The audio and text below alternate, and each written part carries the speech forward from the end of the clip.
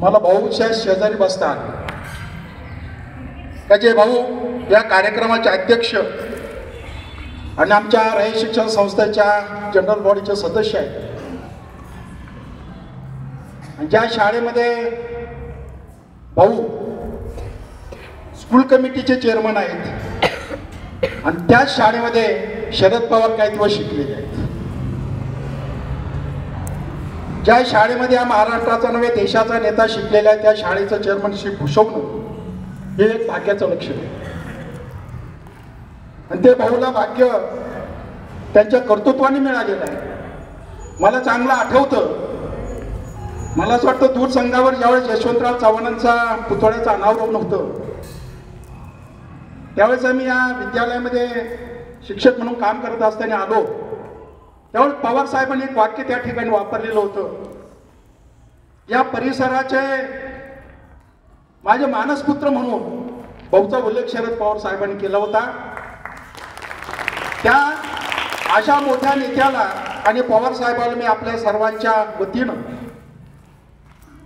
खूप खूप शुभेच्छा देतो.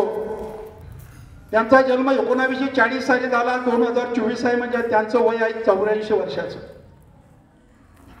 आता डॉक्टर डांगे साहेबांनी सांगितलं, त्यांचे 2 वाक्य तुम्ही लक्षात ठेवा. अतिशय थोडं बोलले पण अतिशय मार्मिक बोलले. त्यांनी एक सांगितलं, तुम्हाला जर मोठं व्हायचं असेल तर लाजायचं नाही. लाजायचं नाही याचा अर्थ काय? वाईट करायला लाजायचं, चांगलं बोलायला कधीच लाजायचं नाही. हे शरद पवार साहेबांनी अख्ख्या महाराष्ट्राला दाखवून दिलेलं आहे. आता त्या ठिकाणी डॉक्टर डांगे साहेब आलेले आहेत. ते डांगे साहेब सुद्धा महात्मा गांधी विद्यालयामध्ये शिकले आणि मला तो एक प्रसंग आठवतो. 2002 साली माननीय शरदचंद्रजी पवार साहेब त्या विद्यालयामध्ये आल्यानंतर माजी विद्यार्थ्याची संघटना स्थापन केली होती. त्या माजी विद्यार्थ्याच्या संघटनेचे अध्यक्ष माननीय डॉक्टर डांगे साहेब होते आणि आता पण त्या संघटनेचे ते अध्यक्ष आहेत. त्यांनी त्या काळामध्ये महात्मा गांधी विद्यालयाला फार मोठं सहकार्य केलेलं आहे. मुलांना पवार साहेबांच्या विषयी मी फक्त 2 वाक्य सांगणार. पवार साहेबाकडे तुम्ही विद्यार्थ्यांनी राजकीय व्यक्ती म्हणून पाहू नका. पवार साहेबाकडे तुम्ही कर्तृत्ववान व्यक्ती म्हणून पहा. पवार साहेब महात्मा गांधी विद्यालयामध्ये शिकले. त्यांचं शिक्षण, त्यांचा जन्म अतिशय शेतकरी कुटुंबामध्ये झाल्यानंतर आज भारताला सुद्धा नेतृत्व देण्याची ताकद ज्या व्यक्तीने तयार केली त्या व्यक्तीचं खरोखर आपण सर्वांनी कौतुक केलं पाहिजे.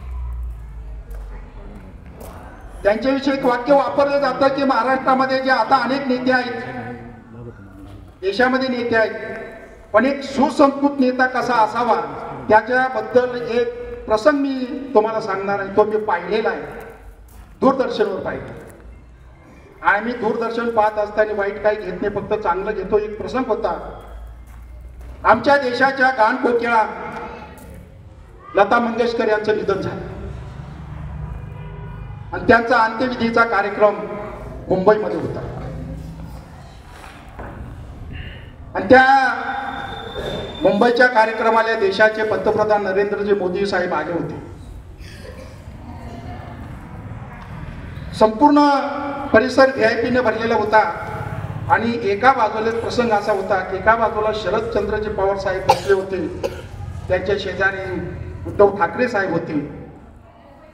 नरेंद्र मोदी आल्यानंतर त्यांनी लता मंगेशकरला पुष्पचक्र अर्पण केलं आणि ते डायरेक्ट तिथून शरदचंद्रजी पवार साहेबांकडे गेले. शरदचंद्रजी पवार साहेबांचं वय आणि नरेंद्र मोदी साहेबांच्या वयामध्ये जवळजवळ 12 ते 13 वर्षाचं अंतर होतं. पण शरदचंद्रजी पवार साहेब तिथून उभे राहिले आणि त्यांनी मोदीच्या हातात हात दिले.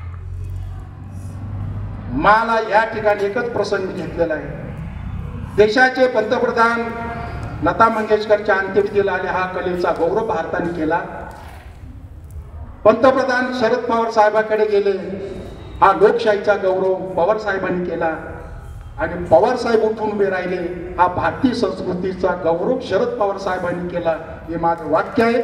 त्या पवार साहेबांना मी हार्दिक शुभेच्छा देतो. थांबतो. धन्यवाद.